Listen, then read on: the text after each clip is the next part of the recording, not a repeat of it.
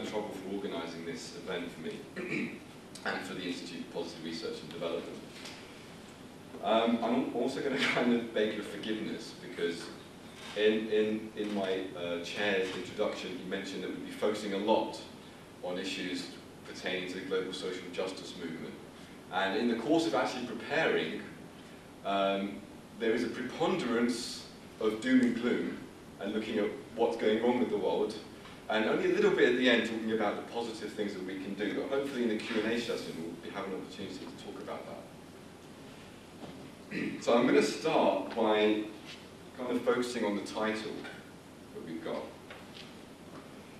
The idea of the Holocaust, which, as we all know, is traditionally used to refer to the systematic, bureaucratic, state-sponsored persecution and mass murder of the Jews by Nazi Germany during the Second World War. And as you can see, the word Holocaust is originally a Greek word, which means sacrifice by fire. It conveys an event, the scale and horror of which transformed the course of world history, as we're all aware. Moreover, it's often seen as a crime against humanity that is unparalleled and unique. This, none of us dispute. The Nazi Holocaust was indeed a uniquely horrific genocide, whose enormity and systematic character is barely imaginable. In this context, you might want to know, what do I mean when I talk about Hidden Holocaust? That's the title of today's event. But I'm not using the term in a strict academic sense at the moment. I'm trying to use it to convey the sense of what's going on today and what's been going on in our history. What you might kind of see is a campaign of global homicide, whose scale and enormity is very, very difficult to convey in words. I also use the term Hidden Holocaust specifically to convey the idea that this campaign is actually hidden from our perceptions. It's something that is not very easy to see. It's less visible. It's something that if you want to understand it, you need to scratch the surface of what's going on, not just today, but also historically. Its reality, though, is very real for millions of people around the world, both historically and today. But it remains officially unacknowledged. I'm going to focus on the 20th and 21st centuries in terms of talking about how this hidden historical Holocaust is now escalating into a global Holocaust, even as we speak. I'm going to talk about expert projections from different disciplines in the social sciences and physical sciences on the really, really worrying trends that are going on now, which may even culminate, according to some of the most prominent experts, culminate in the extinction of our species, and perhaps even all life on Earth. And this is where we get to the second part of my title, our civilizational crisis. That picture's real, by the way. No, I'm just kidding, it's not. It's a fake picture. So we often hear that civilization is a word that's kind of bandied about a lot. And it's often used to explain the dynamics of the war on terror. And I've got a quote here from Tony Blair earlier this year, where he's used the term. And actually, his use of the term came from an academic theory of international relations. You've probably heard of it, the Clash of Civilizations Thesis, that was originally put forward by Samuel Huntington, who was a Harvard professor and a government advisor, who said that the war on terror is basically an almost inevitable clash between these two civilizational camps, Islam and West.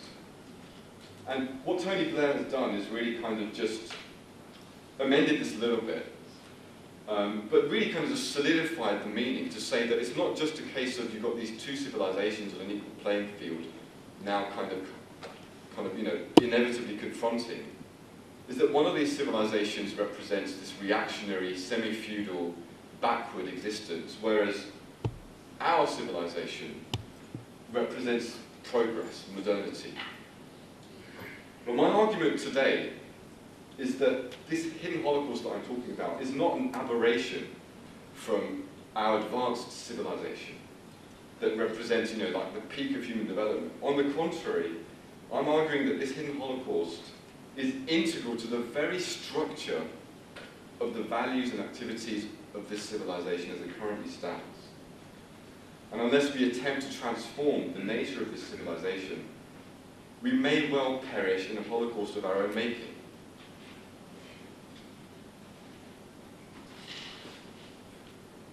So I'm going to have a bit of a history lesson here. I want to start with looking at the Holocaust in history.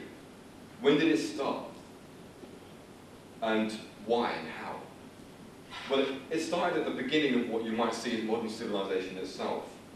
The origins of modern civilization can be found to some extent in the voyages of European colonial expansion and trade from around the 15th century all the way to the 19th century. It was a very disparate process.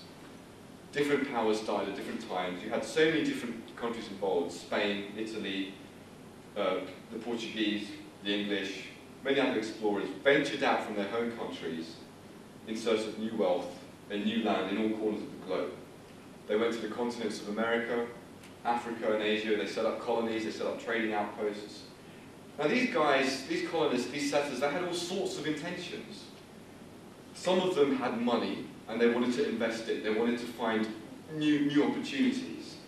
Others, they had lives of real hardship in their home countries, and they were looking for something different. They wanted a fresh start. Others wanted to deliver the message of Christianity to these native populations. But almost all of them identified what they were doing with this inexorable march of progress. They saw themselves as spreading a distinctive form of development to other parts of the world, bringing the fruits of European civilization to what were kind of automatically seen as backward peoples. And whatever the intentions, European expansion involved massive, systematic violence. It involved violence of all kinds. And I've got a quote there from a well-known historian who just observes that colonialism, as it was conducted in history, was invariably linked with genocide. Genocide was almost systematically linked with colonialism. This wasn't the result of some grand plan. Sorry, I'm not sure what that is. But it was the result of very, very kind of haphazard interests which faced resistance from native populations. I'm briefly going to go through a couple of examples of what happened in our history. Starting with the continent of America, which we know the year 1492, when Columbus originally ventured out and he was reputed to have discovered the continent.